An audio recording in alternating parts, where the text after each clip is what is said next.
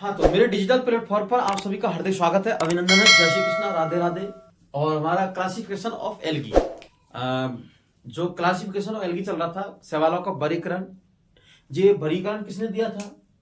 वर्गीकरण दिया था एफी फिशर ने।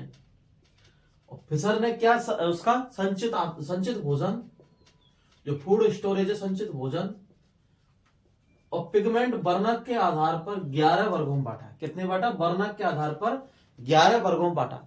ठीक है, अब हम इसमें फर्स्ट हम पढ़ चुके हैं क्लोरोफाइसी, सेकंड हम जेंटोफाइसी। जेंटोफाइसी मतलब पीले भूरे शैवाल, ये हम कंप्लीट कर चुके हैं। जेंटोफाइसी पीले भूरे शैवाल में क्लोरोफिल ई उपस्थित होता है। वर्णक की बात करें तो क्लोरोफिल ई वर्णक उपस्थित होता है। और एग्जाम्पल की बात करें तो बॉकेरिया। कौन सा एग्जाम्पल इसमें? बॉकेरिया। अब हम आज नेक्स्ट आगे चलते हैं और थर्ड लगाते हैं। तो थर्ड हम हेडे लगाते हैं फियोफाइसी।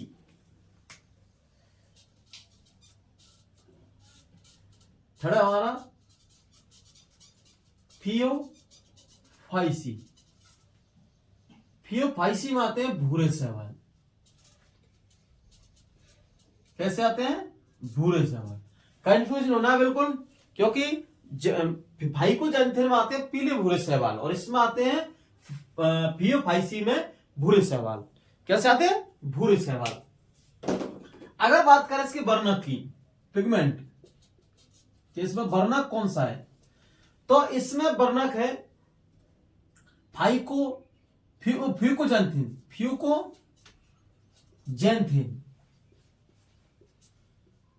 फ्यूकोजेंथिन इसमें वर्णक है। कौन सा है? फ्यूकोजेंथिन। वर्णक कौन सा है? पिगमेंट है इसमें फ्यूकोजेंथिन। और संचित भोजन की बात करें, संचित भोजन की बात करें, किसकी बात करें? फूड स्टोरेज की, तो इसमें लेमिनेरिन स्टार्च। कौन सा है? लेमिनेरिन स्टार्च और मैनिटोल।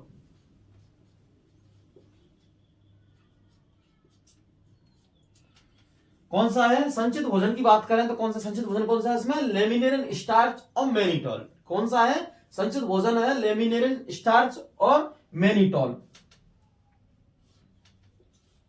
ठीक है। और वर्णक की बात करें तो फ्यूकोजेंथिन। फ्यूकोजेंथिन इसमें वर्णक की बात कौन सा? वर्णक कौन सा है इसमें? फ्यूकोजेंथिन। ठीक है। और इसमें अगर एग्जाम्पल की बात करें, एग्जाम्पल इसमें फ्यूकस, एक तो एक है सरगासम और एक है इसमें एक्टोकार्पस। ठीक है, तीन इसमें एग्जाम्पल हैं। तो फियोपाइसी में आते हैं भूरे शैवाल। और वर्णक की बात करें तो फ्यूकोजेंथेन। संचित भोजन की बात करें, किसकी करें? फूड स्टोरेज की, तो लेमिनेरिन स्टार्च। कौन सा है? लेमिनेरिन स्टार्च और मैनिटोल। क्या है? लेमिनेरिन स्टार्च और मैनिटोल। और अगर एग्जाम्पल की बात करें, इसमें उदाहरण की बात करें तो फ्यूकस, सरगासम और एक्टोकार्पस। कौन सा है? एक्टोकार्पस। ठीक है। अब बढ़ते हैं नेक्स्ट, रेडोफाइसी। और फोर्थ नंबर पर रोडोफाइसी। कौन सा है? रोडोफाइसी। इसमें आते हैं लाल शैवाल और रेड एल्गी। कौन से आते हैं इसमें? लाल शैवाल, रेड एल्गी। ठीक है। कौन से शैवाल आते हैं इसमें? लाल शैवाल, रोडोफाइसी, लाल शैवाल। कौन से शैवाल आते हैं इसमें? लाल शैवाल, रेड एल्गी। इसको हमने लाल पेन से भी लिख दिया। ठीक है। अगर इसमें क्या बात करें, इसमें वर्णक की बात करें, पिगमेंट की, वर्णक कि इसमें वर्णक कौन सा है, तो वर्णक है इसमें आर फाइकोसाइनिन। कौन सा वर्णक है इसमें? पिगमेंट। एक तो है आर फाइकोसाइनिन, दूसरा है आर फाइकोइरिथ्रिन।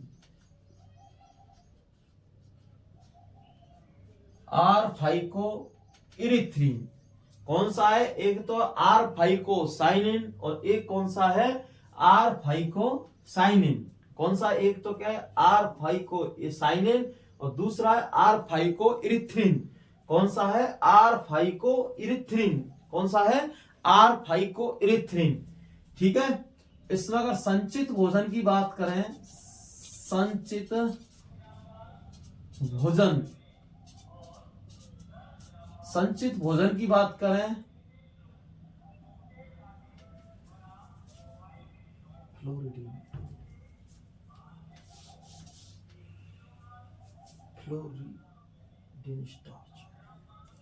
इसमें अगर संचित भोजन की बात करें, संचित भोजन, और ये इंपॉर्टेंट है, इसका अक्सर पूछा जाता है रेडोफाइसी का संचित भोजन। तो संचित भोजन की बात करें तो फ्लोरिडिन स्टार्च। क्या है? फ्लोरिडिन स्टार्च। और इसमें अगर एग्जाम्पल की बात करें तो इसमें एग्जाम्पल है पोरफाइरा, पोरफाइरा और पॉलीसाइफोनिया,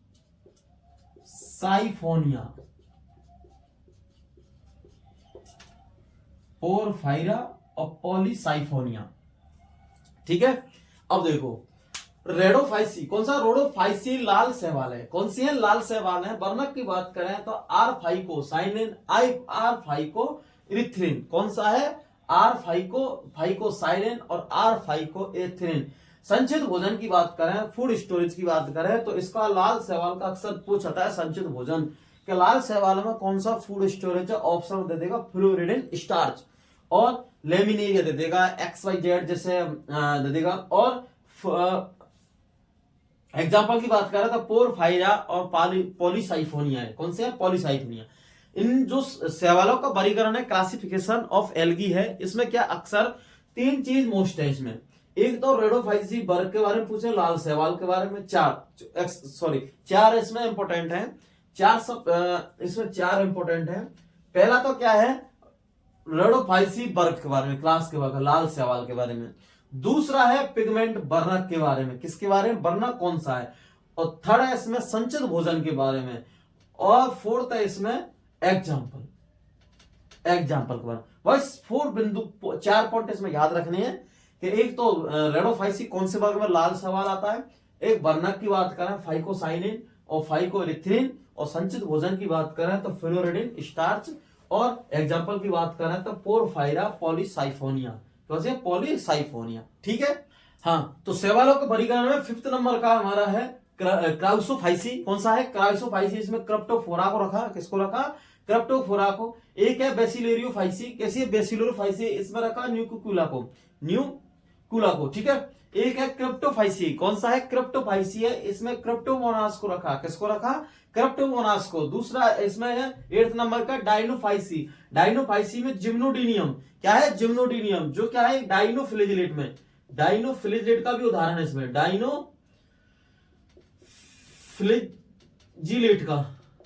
किसका? डाइनोफ्लेजिलेट, जिसमें गायनोलेक्स और जिम्नोडीनियम जो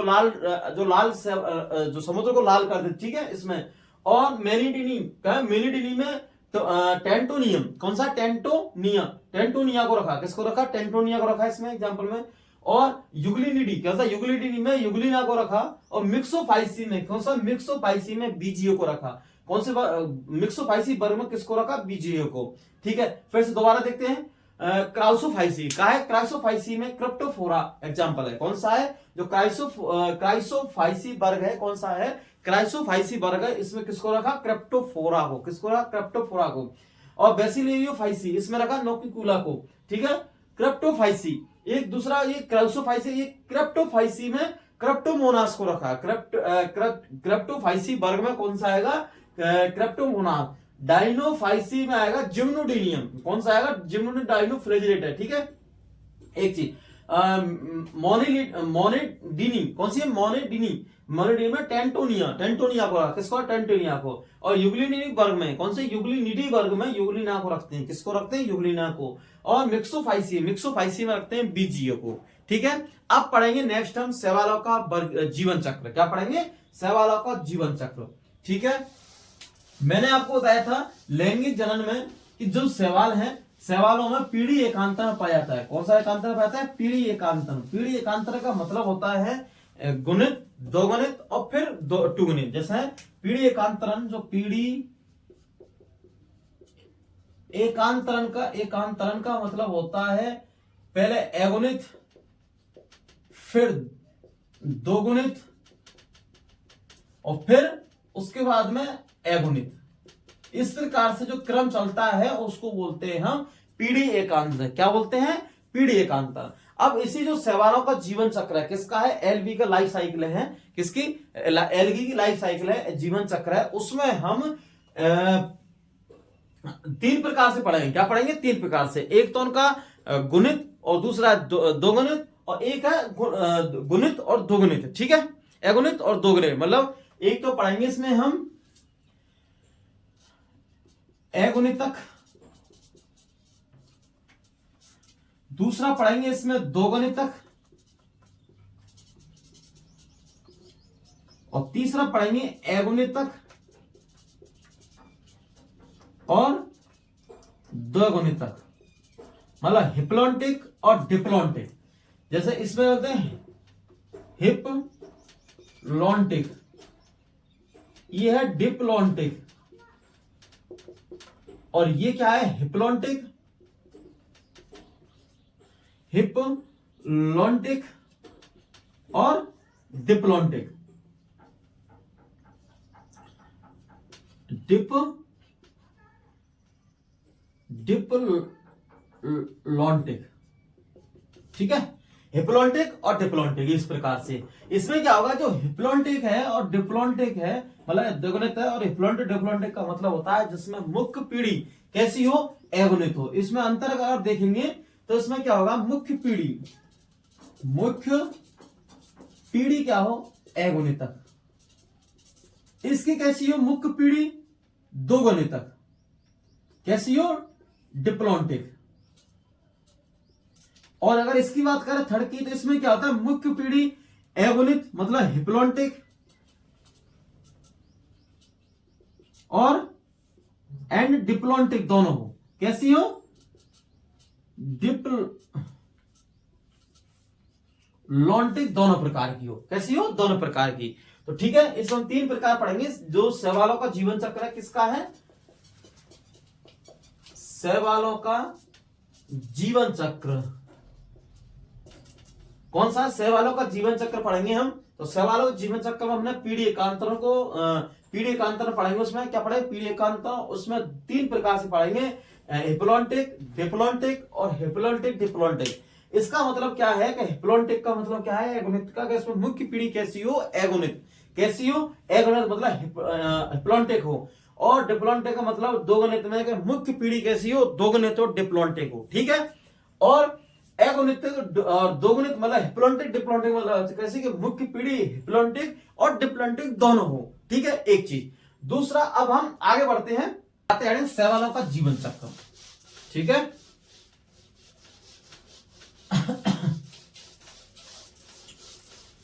बहुत आसान है भाई।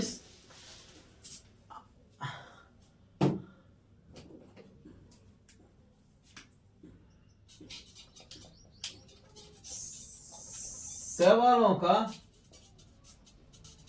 जीवन चक्र।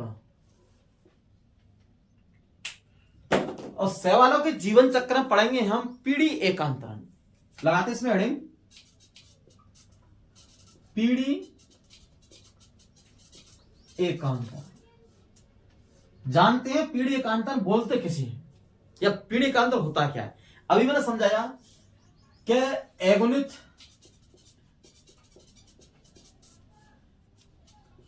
व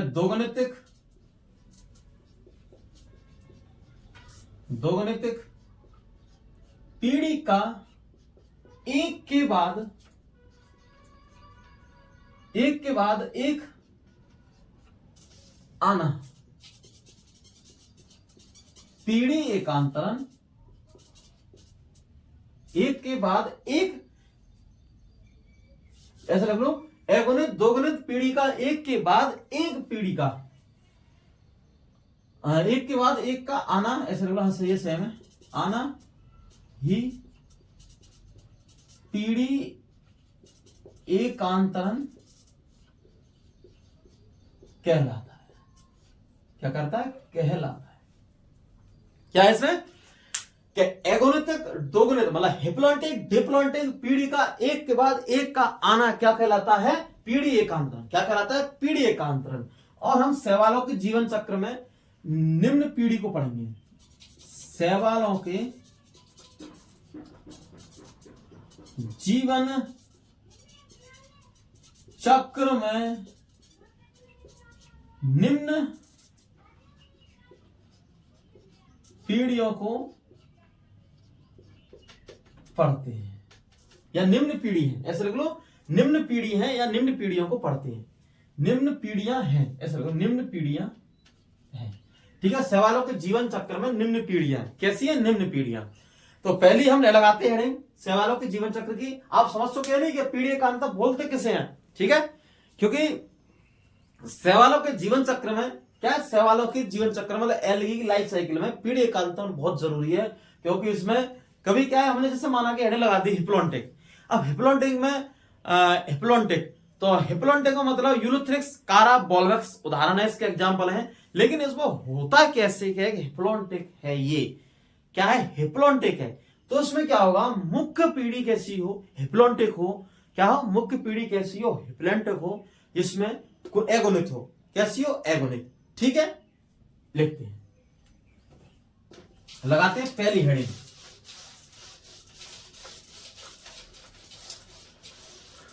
देखो, जब है बेस कंप्लीट, जब हम नीट की प्रिपरेशन करते हैं, तैयारी करते हैं, तो 11th क्लास को हम क्या करते हैं? 11th क्लास के बारे में थोड़ा कम पढ़ते हैं, क्योंकि जैसे कि बोर्ड क्लास के अकॉर्डिंग पढ़ते हैं। लेकिन ये जो बोर्ड क्लास है, बोर्ड क्लास का तो पढ़ना ही है, लेकिन 11th क्लास मेन जरूरी है, क्योंकि मेन जो 11th क्लास होती है, ये क्या हमारा बेस है। क्या है? बेस है। और नीट की प्रिपरेशन के लिए बहुत जरूरी है 11th क्लास को पढ़ना। तो अगर जैसे आपको वीडियो अधिक से शेयर करनी चाहिए और अधिक से अधिक फैलाओ इसको, जिससे और ही बच्चे इसका भरपूर आनंद ले सकते हैं। ठीक है, तो आते हैं, पढ़ते हैं हम पीढ़ी एकांतरण। ठीक है, तो हम पढ़ेंगे, पहली पढ़ेंगे एगोनितक।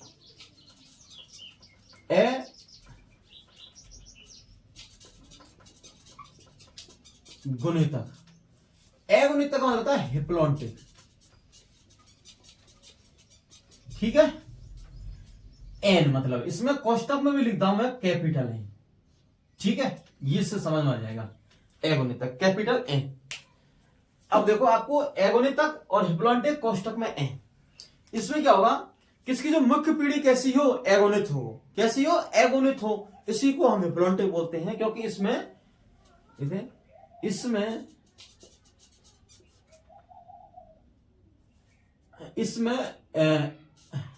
एगोनित पीढ़ी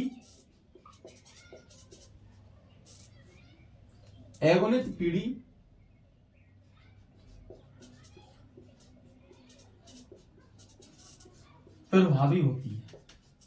कैसी होती है? इसमें एगोनित पीढ़ी कैसी होती है? प्रभावी होती है। कैसी होती है? प्रभावी। ठीक है, इसके देखो, इसमें क्या होता है? सबसे पहले हम थैलस लेते हैं। क्या? थैलस। तो थैलस हमारा होता है एन। इसके बाद में थैलस से बनते हैं युग्मक। क्या बनते हैं? युग्मक। एक युग्मक जो भी एन होता है, और दूसरा युग्मक, क्योंकि दो युग्मक होते हैं नहीं, कल पढ़ा था हमने जीवन चक्र में। ठीक है, वो लैंग्वेज में पढ़ा था हमने। तो ये भी एन और ये भी एन। अब इन दोनों क्या होगा? संलयन। संलयन होगा, और संलयन के बाद बनेगा युग्मनज। क्या होगा? युग्मनज। फिर युग्मनज में युग्मनज होगा 2n। कैसा होगा? 2n। फिर उसके बाद में मियोसिस होगा। क्या होगा? मियोसिस। और फिर उसके बाद में चल बीजाणु बनेगा। क्या बनेगा? मियोसिस के बाद में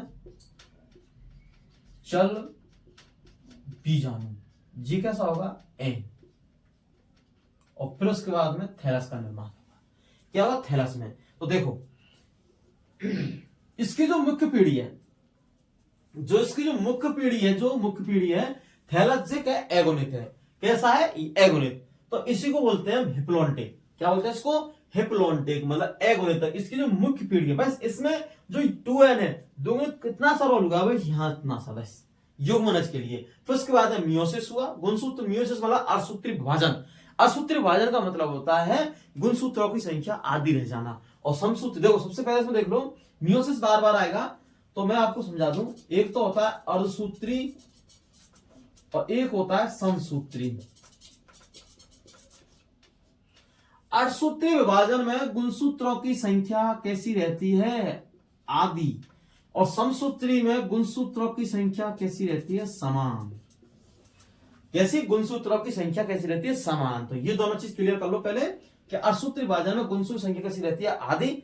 वो अर्धसूत्री में, हाँ, और समसूत्री में गुणसूत्र संख्या रहती है समान। कैसी रहती है? समान। ठीक है, ये बेस याद रख लो थोड़ा सा बस। ठीक है, तो देखो यहाँ युग्मनज था, 2n था, उसके बाद मियोसिस हुआ, इसमें चल बीजाणु बना है। क्या बना? चल बीजाणु। और चल बीजाणु फिर हमारा कैसा बना था? n। क्योंकि इसमें क्या है? गुणसूत्र संख्या कैसी रह गई? आधी। यहाँ 2n था, ये n रह गया। क्या रहेगा? n। ठीक है, एगोनित। इसको तो याद रखना भाई थोड़ा सा बस। बाकी मियोसिस अर्धसूत्री विभाजन में बेस बिल्कुल जो सेल डिवीजन उसको पढ़ाएंगे। ठीक है, उसके प्रकार, विभाजन, सारी ठीक है, सारी अवस्था पढ़ाएंगे उसकी।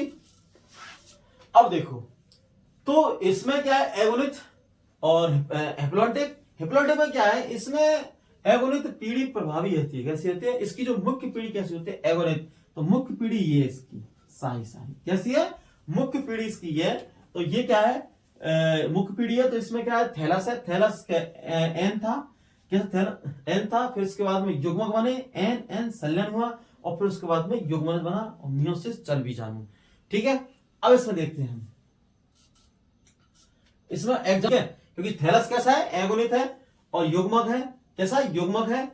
और युग्मक एन संलयन हुआ, फिर उसका युग्मनज। तो इसमें एग्जाम्पल की बात करें तो एग्जाम्पल इसमें मैं दूसरे पैसे लिखता हूं। एग्जाम्पल एक तो क्या है? यूलोथ्रिक्स। यूलोथ्रिक्स। सेकंड है इसमें यूलोथ्रिक्स कारा और बॉलवैक्स।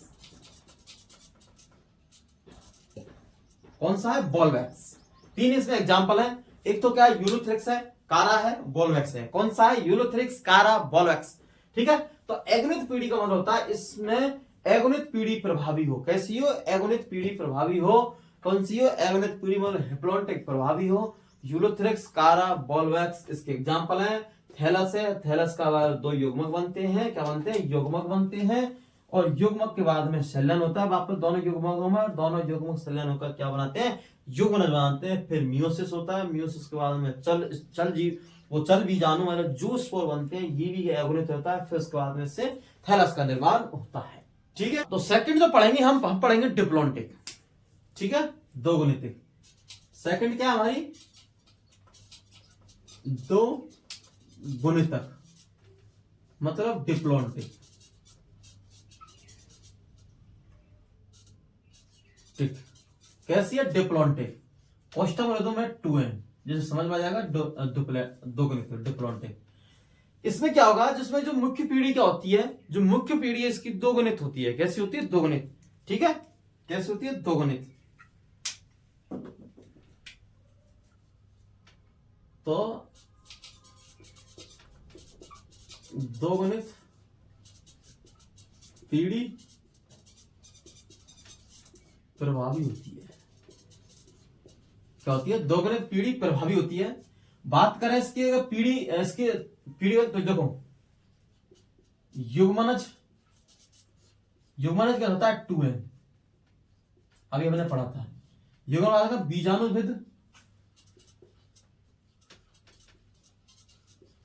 बीजाणुभिद, ये भी होता है 2n। इसके बाद में मियोसिस के बाद में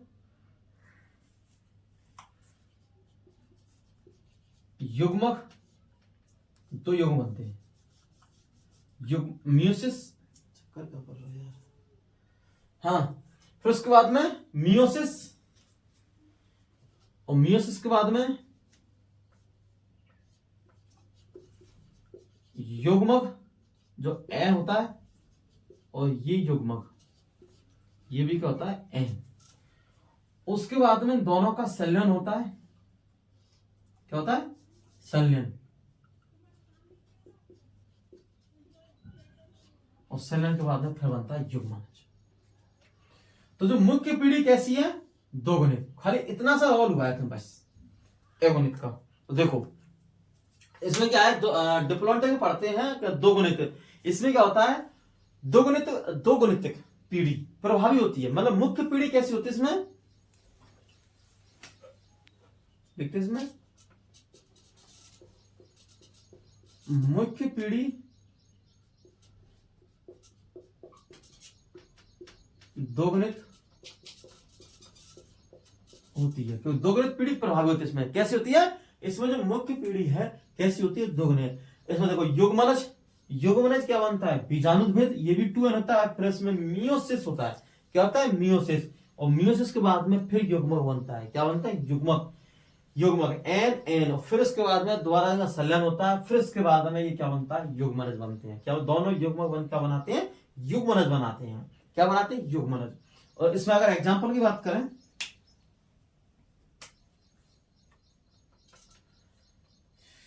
फ्यूकस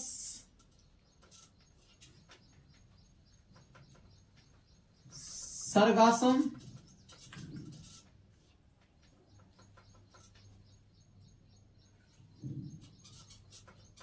क्लोडोफोरा, क्या बात करें, क्लोडोफोरा। देखो जो हमने दोगुणित पीढ़ी पढ़ा है, कैसी पढ़ा है, दोगुणित डिप्लोंटिक।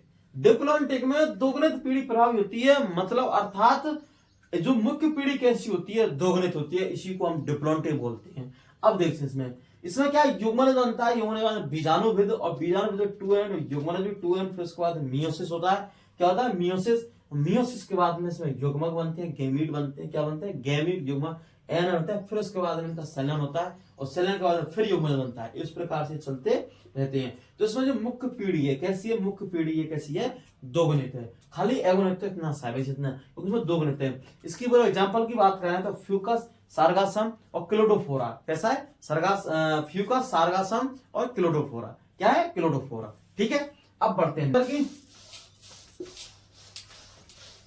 पॉलीसाइफोनिया। इसका एग्जांपल क्या है, पॉलीसाइफोनिया।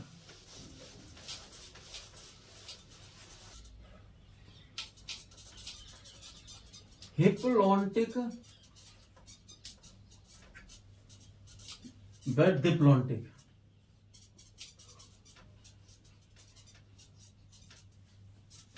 हिप्लोन्टिक, डिप्लोन्टिक, क्या लगा था इसमें, हिप्लोन्टिक और डिप्लोन्टिक। ठीक है, इसमें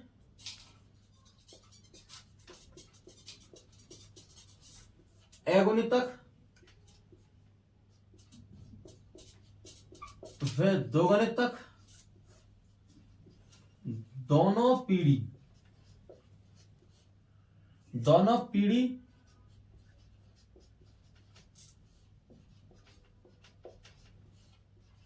प्रभावी होती हैं। कैसी होती है इसमें, इसमें अगुणितक, दोगुणितक दोनों पीढ़ी कैसे होती हैं, प्रभावी होती हैं। क्या होती हैं, दोनों पीढ़ी प्रभावी होती हैं। हिप्लोन्टिक, डिप्लोन्टिक में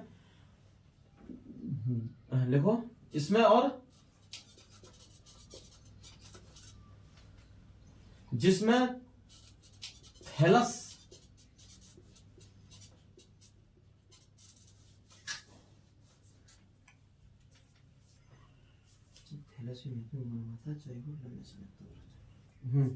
लिखते हैं इसमें नेक्स्ट,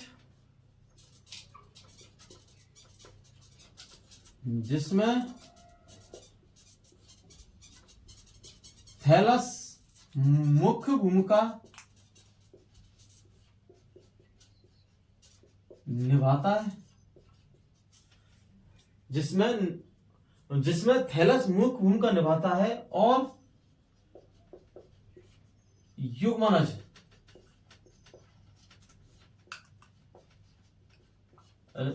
जाइगोट लंबे समय तक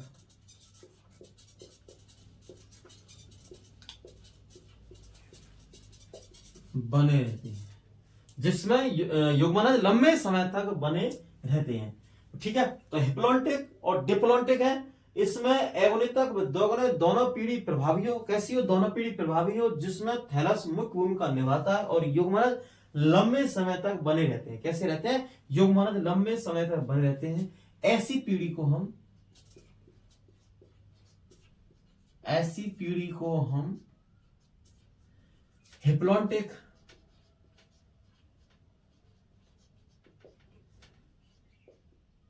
डिप्लोन्टिक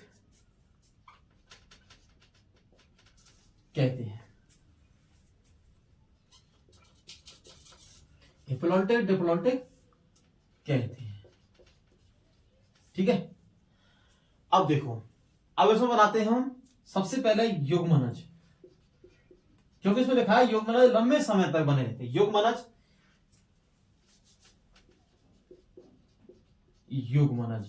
और युग्मन होता है 2n। फिर उसके बाद में बीजाणुद्भिद, ये भी होता है 2n। फिर उसके बाद में इसमें होता है मियोसिस। क्या होता है? मियोसिस।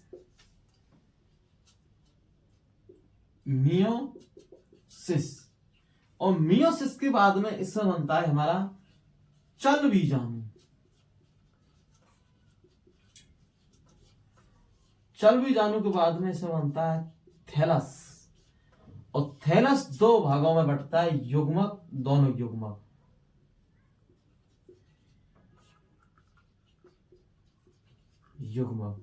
और युग्मक का फिर संलयन होता है।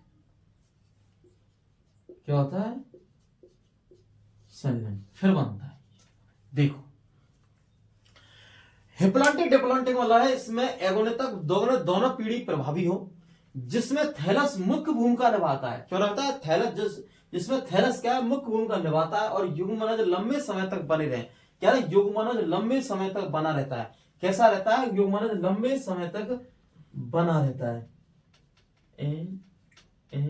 ठीक है, युग्मनज लंबे समय तक बना रहता है। कैसा रहता है? युग्मनज लंबे समय तक बना रहता है। ऐसी पीढ़ी को हिप्लोन्टिक डिप्लोन्टिक कहते हैं।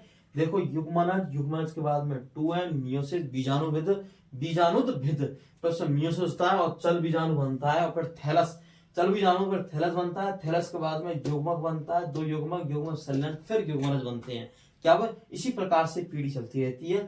तो इसमें जो मुख्य पीढ़ी है, एक तो है 2n वाली। कौन सी है? 2n वाली। ये वाली पीढ़ी का है 2n है, यहां से लेके ये 2n है, और यहां से लेके ये कैसी है?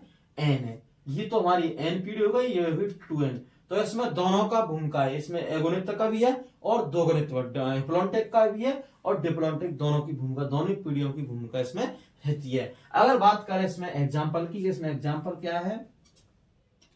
तो इसमें एग्जाम्पल है पॉलीसाइफोनिया। नीचे, थोड़ा नीचे लिख दे इसको, इसे लिख देते हैं एग्जाम्पल में।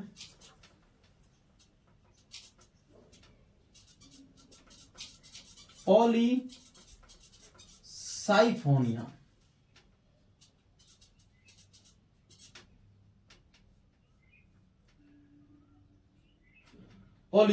इसके एग्जाम्पल की बात करें तो पॉलीसाइफोनिया कौन सी है? पॉलीसाइफोनिया। इसमें एगोनितक दोनों पीढ़ी प्रभावी होती हैं, जिसमें थैलस मुख्य भूमिका निभाता है, और युग्मनज लंबे समय तक बने रहते हैं। ऐसी पीढ़ी को हम हिप्लोन्टिक और डिप्लोन्टिक कहते हैं। पॉलीसाइफोनिया क्या है? पॉलीसाइफोनिया। ठीक है, जैसे ये युग्मनज, बीजाणुद्भिद और चल बीजाणु, चाहे चल बीजाणु है, थैलस, युग्मक और युग्मक, तो इसमें संलयन बनता है। ठीक है, नेक्स्ट